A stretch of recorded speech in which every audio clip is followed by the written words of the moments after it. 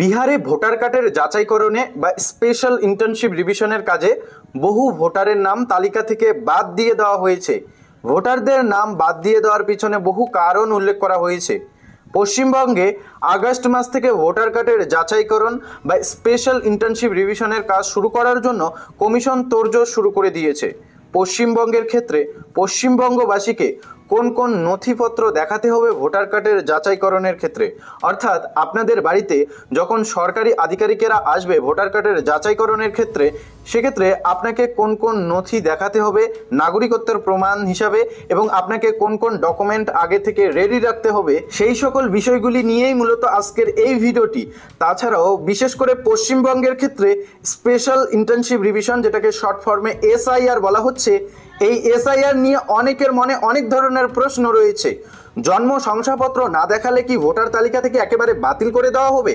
বা অনেকেই জানতে চাচ্ছেন 1987 সালের পরে জন্ম হলে বাবা মায়ের জন্ম শংসাপত্র দেখাতেই হবে? জন্ম শংসাপত্র না থাকলে কি অন্য নথি দেখানো যাবে না? কাদের কাদের কোনো কাগজপত্র দেখানোর প্রয়োজনই নেই? ভোটার তালিকায় নাম না থাকলে কি আপনি নাগরিক নন? এই সমস্ত প্রশ্নের উত্তর আজকে এই ভিডিও থেকে পেয়ে যাবেন। পাশাপাশি পশ্চিমবঙ্গে আগস্ট মাস থেকে ভোটার ভেরিফিকেশন বা স্পেশাল ইন্টার্নশিপ রিভিশন শুরু করার বিষয়ে কমিশনের তরফে ইতিমধ্যেই কি নতুন আপডেট দেওয়া হয়েছে, সেটাও মূলত আজকে এই ভিডিও থেকে জানতে পারবেন। আগে থেকে আপনাকে কোন কোন নথি রেডি রাখতে হবে পশ্চিমবঙ্গের ক্ষেত্রে, যখন আপনার বাড়িতে ভোটার ভেরিফিকেশনের জন্য সরকারি আধিকারিকেরা আসবে বা BLOরা আসবে, তখন আপনাদের কোন কোন কাগজপত্র দেখাতে হবে, সেই সকল বিষয় নিয়েই মূলত আজকে এই ভিডিওটি দেখলেই বুঝতে পারবেন সমস্ত আপডেট একসঙ্গে রয়েছে এবং আপনার ভোটার ভেরিফিকেশনের ক্ষেত্রে অনেকটাই সহায়ক করবে এই ভিডিওটি। তো চলুন বেশি দেরি না করে মূল আপডেটের দিকে যাওয়া যাক। অন স্ক্রিন দেখুন, আপডেটে বলা রয়েছে বিজেপি বলছে সাপাই হচ্ছে, কংগ্রেস বলছে জবাই হচ্ছে গণতন্ত্র। বাংলার শাসক দল তৃণমূলের বক্তব্য ভয়ঙ্কর ষড়যন্ত্র। বিষয়টা হচ্ছে বিহারের ভোটার তালিকায় বিশেষ নিবিড় সমীক্ষা, যেটাকে SIR বলা হচ্ছে, যা আপাতত দেশের রাজনীতির মূল আলোচ্য বিষয় হয়ে উঠেছে। ভোটমুখী বিহারে যা পরিচালনা করছে জাতীয় নির্বাচন কমিশন।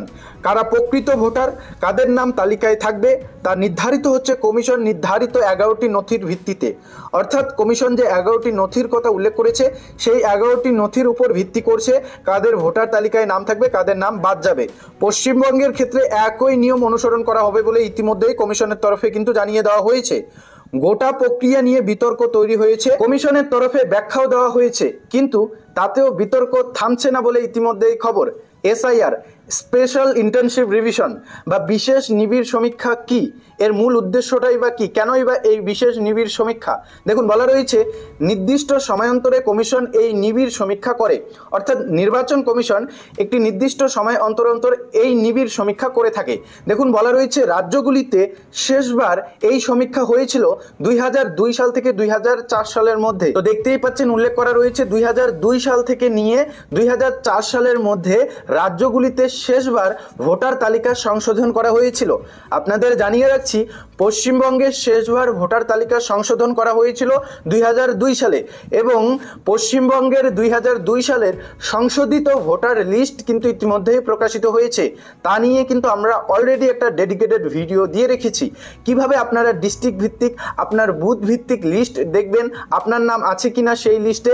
এ নিয়ে অলরেডি একটা ডেডিকেটেড ভিডিও দেওয়া রয়েছে, সেই ভিডিওটি না দেখে থাকলে ডেসক্রিপশন বক্স থেকে দেখে নিতে পারেন। ভিডিওটি দেখলে আপনারা অনেকটাই উপকৃত হবেন। দেখুন, বলা রয়েছে বিহারে হয়েছিল 2003 সালে, ভোটার তালিকার শেষ সংশোধন বিহারে হয়েছিল 2003 সালে এবং এবারে 2025 সালে এসে ফের কিন্তু ভোটার তালিকার সংশোধন চলছে বিহারে। অর্থাৎ দীর্ঘ কিন্তু 22-23 বছর পর ফের বিহারে কিন্তু ভোটার তালিকার সংশোধন হচ্ছে। পশ্চিমবঙ্গে আগস্ট মাসে হলে কিন্তু দীর্ঘ 23 বছর পর আবারও ভোটার তালিকার সংশোধন হবে বলে জানা গিয়েছে। দেখুন, বলা রয়েছে ভোটার তালিকায় থাকা নামের মধ্যে কারা মৃত, কারা অন্যত্রে চলে গিয়েছে, কারা ভুয়ো, গভীরে গিয়ে তা সমীক্ষা করে কমিশন। তারপরে তৈরি করে সংশোধিত তালিকা, অর্থাৎ এই ভোটার তালিকার সংশোধনের যে লিস্ট প্রকাশিত করা হয়, সেটা কিন্তু করার জন্য কমিশন কিন্তু এই সকল বিষয়ে বিবেচনা করে। কারা মৃত, কারা অন্যত্রে চলে গিয়েছে, কারা ভুয়ো, এই সকল বিষয় কিন্তু নজরদারি করে, ভেরিফিকেশন করে, তারপরেই কিন্তু সেই সংশোধিত লিস্ট প্রকাশিত করে এবং তার কাজ কিন্তু ইতিমধ্যেই শুরু হয়েছে বিহারে, পশ্চিমবঙ্গেও শুরু হবে। দেখুন, বলা রয়েছে জুন মাস থেকে বিহারে এই প্রক্রিয়া শুরু হয়েছে। প্রথম ধাপে 52 লক্ষ ভোটারের নাম বাদ পড়েছে ভোটার তালিকা থেকে, পরে তা 56 লক্ষে গিয়ে দাঁড়িয়েছে। কমিশন বিহারের প্রাথমিক তালিকা প্রকাশ করবে আগামী 1 আগস্ট। বুঝতেই পারছেন, 1 আগস্ট বিহারের প্রাথমিক তালিকা প্রকাশ করবে নির্বাচন কমিশন। দেখুন বলা রয়েছে কি কি নথি থাকা প্রয়োজন। এই ভোটার ভেরিফিকেশন বা স্পেশাল ইন্টার্নশিপ রিভিশনের ক্ষেত্রে আপনার নাগরিকত্বের প্রমাণ দিতে কোন কোন নথি প্রয়োজন রয়েছে। দেখুন বলা রয়েছে বিহারের ক্ষেত্রে 11টি নথি নির্দিষ্ট করে দিয়েছে কমিশন। অন্যান্য রাজ্য এসআইআর হলে নথির সংখ্যা একই থাকবে বলে মনে করছে এই প্রক্রিয়ার সঙ্গে জড়িত আধিকারিকেরা। অর্থাৎ বিহারের ভোটার ভেরিফিকেশনের জন্য কমিশনের তরফে যে 11টি নথির কথা বলা হয়েছে, অন্য রাজ্যে ভোটার ভেরিফিকেশন শুরু হলে ঠিক ওই 11টি নথির প্রয়োজন রয়েছে বলে আধিকারিকগণ মনে করছে। কারণ তা না হলে কমিশনের নিরপেক্ষতা নিয়ে প্রশ্ন উঠবে। অনেকেই প্রশ্ন তুলবে যে এক এক রাজ্যে এক এক নথি কেন চাওয়া হচ্ছে। সেই বিষয়টা বিবেচনা করে ইতিমধ্যেই কমিশনের তরফে বা আধিকারিক মহল মনে করছে যে ওই 11টি নথির প্রয়োজন রয়েছে। পশ্চিমবঙ্গের ক্ষেত্রেও ঠিক আলাদা হবে না বলে মনে করা হচ্ছে। দেখুন বলা রয়েছে যে 11টি নথির কথা বলা হয়েছে সেগুলি হলো, 1 নম্বরে বলা হয়েছে আপনি কেন্দ্র বা রাজ্য সরকারি কর্মচারী বা অবসরপ্রাপ্ত কর্মচারী হলে আপনার সেই পরিচয়পত্র দিয়ে ভোটার ভেরিফিকেশনের কাজটি সেরে নিতে পারবেন। 2, আপনার নামে 1987 সালের 1 জুলাইয়ের আগে কোনো সরকারি, সেটি কেন্দ্রীয় সরকারি হোক বা রাজ্য সরকারি হোক, কোনো যদি নথিপত্র থাকে, ব্যাংক, পোস্ট অফিস, এলআইসির নথিও গ্রাহ্য। 3 বলা রয়েছে জন্মের শংসাপত্র। 4 বৈধ পাসপোর্ট। 5 নম্বরে বলা রয়েছে যে কোনো বোর্ড বা বিশ্ববিদ্যালয় থেকে পাওয়া শিক্ষা সংক্রান্ত শংসাপত্র, যেখানে জন্মের সাল এবং তারিখের উল্লেখ রয়েছে, এরকম নথি দিয়েও আপনারা আপনাদের ভোটার ভেরিফিকেশন সেরে নিতে পারবেন। 6 সংশ্লিষ্ট এলাকায় স্থায়ী বসবাসকারীর শংসাপত্র। 7 তপশিলি জাতি, উপজাতি এবং অন্যান্য অনগ্রসর শ্রেণীভুক্ত হলে তার শংসাপত্র। 8 জাতীয় নাগরিকপঞ্জি এনআরসির তালিকায় নাম। 9 বন অঞ্চলের অধিকারের শংসাপত্র। 10 নম্বর রাজ্য সরকার বা স্থানীয় প্রশাসনের তৈরি করা পারিবারিক রেজিস্টার। 11 নম্বর সরকার প্রদত্ত জমি বা বাড়ির নথি, দলিল, পর্চা ইত্যাদি দিয়েও আপনারা আপনাদের ভোটার ভেরিফিকেশনের কাজটি সেরে নিতে পারবেন। তবে আধার, এপিক, রেশন কার্ড চলবে না কেন? Aadhaar card, voter card, ration card দিয়ে কেন ভোটার কার্ডের যাচাইকরণ সম্পূর্ণ হবে না? দেখুন, এসআইআর নিয়ে একগুচ্ছ মামলা হয়েছে সুপ্রিম কোর্টে। সেই মামলায় গত 17 জুলাই শীর্ষ আদালতের তরফে নির্বাচন কমিশনকে এসআইআর প্রক্রিয়ায় আধার, ভোটার আইডি যেটাকে এপিক বলা হয়, এবং রেশন কার্ডকে নথি হিসাবে বিবেচনা করার পরামর্শ দেওয়া হয়েছিল। কিন্তু মঙ্গলবার কমিশনের তরফে শীর্ষ আদালতকে জানানো হয়েছে ভোটার তালিকায় নাম তোলার ক্ষেত্রে সেগুলি বিবেচনা করা যায় না। কমিশনের যুক্তি, আধার আদতে একটি পরিচয়পত্র মাত্র, নাগরিকত্বের প্রমাণ নয়। এমনকি এসআইআর পূর্বে নতুন করে ভোটার তালিকায় নাম তোলার ক্ষেত্রে ভোটার আইডি ও চূড়ান্ত পরিচয়পত্র হতে পারে না বলে জানিয়েছে কমিশন। একইভাবে রেশন কার্ডকেও ভোটার তালিকায় নাম তোলার বৈধ নথি হিসাবে ধরছে না কমিশন। সকলকেই কি নথি জমা দিতে হবে? আপনার বাড়িতে যতজন সদস্য থাকবে সবারই কি কাগজপত্র জমা দিতে হবে বা দেখাতে হবে সরকারি আধিকারিকদের? আপনাদের জানিয়ে রাখছি তেমনটা কিন্তু কিছুই না। সমস্ত প্রাপ্তবয়স্ককেই ভোটার তালিকায় নাম তোলার জন্য উদ্যোগী হতে হচ্ছে না। বিহারে 2003 সালে এসআইআর হয়েছিল, অর্থাৎ বিহারে শেষবার ভোটার তালিকার সংশোধন বা এসআইআর হয়েছিল 2003 সালে। তার ভিত্তিতে তৈরি হয়েছিল ভোটার তালিকা।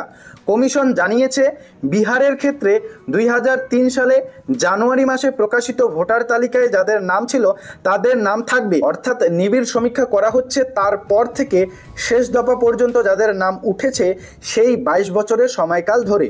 উল্লেখ্য, পশ্চিমবঙ্গে শেষবার এসআইআর হয়েছিল 2002 সালে, অর্থাৎ ভোটার কার্ডের শেষ সংশোধন হয়েছিল 2002 সালে পশ্চিমবঙ্গে।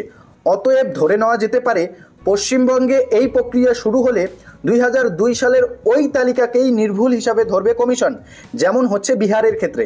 অর্থাৎ বিহারের ক্ষেত্রে 2003 সালের ভোটার তালিকাকেই নির্ভুল হিসাবে ধরছে। যাদের ওই লিস্টে নাম রয়েছে তাদের কোনো রকম কাগজপত্র জমা দিতে হবে না বলে জানিয়ে দেওয়া হয়েছে কমিশনের তরফে। তবে কি প্রক্রিয়ায় এসআইআর বা এই সমীক্ষা হবে, কিভাবে এই সমীক্ষা হবে, কারা এই সমীক্ষা করবেন, সমস্তটাই কিন্তু দেওয়া রয়েছে। প্রতি বুথে একজন করে সরকারি আধিকারিক থাকেন, সকলেই জানেন, তার নাম হচ্ছে বিএলও। তার কাছে গিয়ে নথি জমা করতে হয় ভোটারদের, বুথগুলিতে কি নথি জমা পড়লো তা যাচাই হয় বিধানসভা ভিত্তিক। প্রতিটি বিধানসভা কেন্দ্রে একজন করে সরকারি আধিকারিক ওই কাজ করছেন, তারপর তা জেলা স্তরে যাচাই হচ্ছে, তারপরে তা যাচ্ছে রাজ্যের মুখ্য নির্বাচনী আধিকারিকের দপ্তরে। বুঝতেই পারছেন কোন প্রক্রিয়ায় এই ভেরিফিকেশনটি হচ্ছে। কি কি প্রশ্ন উঠছে দেখুন, বলা রয়েছে বিহারে এসআইআর নিয়ে একাধিক প্রশ্ন তুলেছে বিরোধী শিবির। তার মধ্যে অন্যতম সময়, প্রথমত কেন 1 মাসের সময়সীমায় এত বড় কর্মযজ্ঞ করতে হলো কমিশনকে?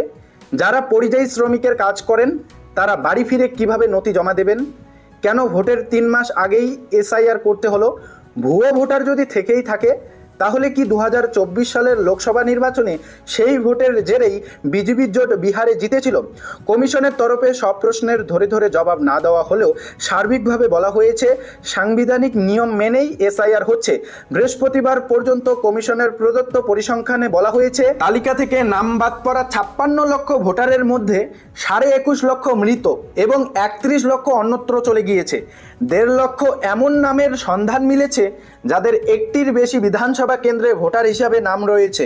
অর্থাৎ 56 লক্ষ সংখ্যাটিকে যেভাবে তুলে ধরা হচ্ছে আসলে বিষয়টি তা নয়। কমিশনের আরও বক্তব্য, যখনই এই প্রক্রিয়া হোক কোনো না কোনো রাজ্যের ক্ষেত্রে তা ভোটের সময়ই হবে। অতীতেও তাই হয়েছিল। পাল্টা বিরোধীদের বক্তব্য, অতীতে নিবিড় সমীক্ষা হয়েছিল বেশ কয়েক মাস সময় নিয়ে, ফলে মানুষ নথি গুছিয়ে নেওয়ার সুযোগ পেয়েছিলেন। এবার আচমকা এবং দ্রুততার সঙ্গে তা করা হয়েছে। বিরোধীদের দাবি, এর ফলে পরিযায়ী শ্রমিকদের স্থানান্তরিত তালিকায় ফেলে দেওয়া হয়েছে বলে ইতিমধ্যেই খবর। পাশাপাশি অন্যান্য বিষয়গুলি নিয়েও বিতর্ক অনেক। কমিশন যে 11টি নথি নির্দিষ্ট করে দিয়েছে তা নিয়েও বিতর্ক রয়েছে। তপশিলি জাতি, উপজাতি এবং অন্যান্য অনগ্রসর শ্রেণীর শংসাপত্র, জমির দলিল বা বন অঞ্চলের অধিকারের শংসাপত্রে জন্ম তারিখের উল্লেখ থাকে না। তাহলে সেই নথি দিয়ে কিভাবে নির্ধারিত হবে সংশ্লিষ্ট ব্যক্তির ভোট দেওয়ার বয়স হয়েছে কিনা? বিহারে এনআরসি বা পারিবারিক রেজিস্টার কার্যকর নেই, তাহলে তা কিভাবে নথি হিসাবে নির্ধারিত হলো? এই সকল বিষয় নিয়ে অনেক কিন্তু বিতর্ক রয়েছে। তবে এই আপডেটে আপনারা দেখতে পাচ্ছেন কমিশনের তরফে নির্দিষ্ট করে জানানো হয়েছে বা ইতিমধ্যে আধিকারিক মহল মনে করছে বিহারের পর পশ্চিমবঙ্গে যখন ভোটার ভেরিফিকেশন শুরু হবে, কমিশনের তরফে যে 11টি নথির কথা বলা হয়েছে ওই 11টি নথিরই প্রয়োজন রয়েছে। কেননা না হলে কমিশনের নিরপেক্ষতা নিয়ে প্রশ্ন তুলবে অনেকে, তাই কিন্তু এই 11টি নথির প্রয়োজন রয়েছে। কোন কোন 11টি নথির প্রয়োজন রয়েছে সেটা জানতেই পারলেন। পাশাপাশি এখানে আরও একটি বিষয় আপনাদের স্পষ্ট করে দিচ্ছি, আপনার বাড়ির বা পরিবারের সকলেরই কিন্তু কাগজপত্র দেখাতে হবে না ভোটার ভেরিফিকেশনের জন্য। আপনাদের জানিয়ে রাখছি, যাদের যাদের 2002 সালের পশ্চিমবঙ্গের সংশোধিত ভোটার লিস্টে নাম রয়েছে তাদের কোনো রকম নথি দেখানোর প্রয়োজন নেই। বিএলওরা যখন আপনাদের বাড়িতে আসবে ওই লিস্ট কিন্তু নিয়ে আসবে, অর্থাৎ 2002 সালের সংশোধিত ভোটার লিস্ট কিন্তু নিয়ে আসবে। সেখানে যদি আপনার নাম থাকে সেক্ষেত্রে কিন্তু আপনার আর কোনো নথি দেখানোর প্রয়োজনই থাকবে না। আপনাদের এটা স্পষ্ট করে জানিয়ে রাখছি, কমিশনের তরফে এমনটাই কিন্তু জানিয়ে দেওয়া হয়েছে। কাজেই আপনারা চেক করে দেখবেন 2002 সালের সংশোধিত ভোটার লিস্টে আপনার নাম আছে কিনা। এ নিয়ে ভিডিও দেওয়া রয়েছে, সেই ভিডিওটি আপনারা চেক করে দেখে নিতে পারেন। ভিডিও শেষে সেই ভিডিওটি কিন্তু চলে আসবে। তো মূলত আজ এই ভিডিওতে আপনাদের এটাই আপডেট জানানো ছিল। ইতিমধ্যে ভোটার ভেরিফিকেশন নিয়ে যে বিতর্কগুলো চলছে সেই বিষয়গুলি নিয়ে কমিশনের কি বক্তব্য, কমিশন কি জানাচ্ছে, 11টি নথি পশ্চিমবঙ্গের ক্ষেত্রেও প্রযোজ্য থাকবে বলে ইতিমধ্যেই জানিয়ে দেওয়া হয়েছে। তো এটাই আপডেট জানানো ছিল। আপডেটটি নিয়ে আপনার মূল্যবান মতামত অবশ্যই কমেন্টে জানিয়ে দিবেন। পশ্চিমবঙ্গে ভোটার ভেরিফিকেশন বা এসআইআর করা উচিত কিনা সেটা আপনার মূল্যবান মতামত যেটা রয়েছে কমেন্টে জানাতে ভুলবেন না। যারা চ্যানেলে নতুন এসেছেন চ্যানেলটিকে সাবস্ক্রাইব করে পাশে থাকা বেল আইকনটি প্রেস করে অল নোটিফিকেশনটি অন করে রাখবেন পরবর্তী খবর পাওয়ার জন্য।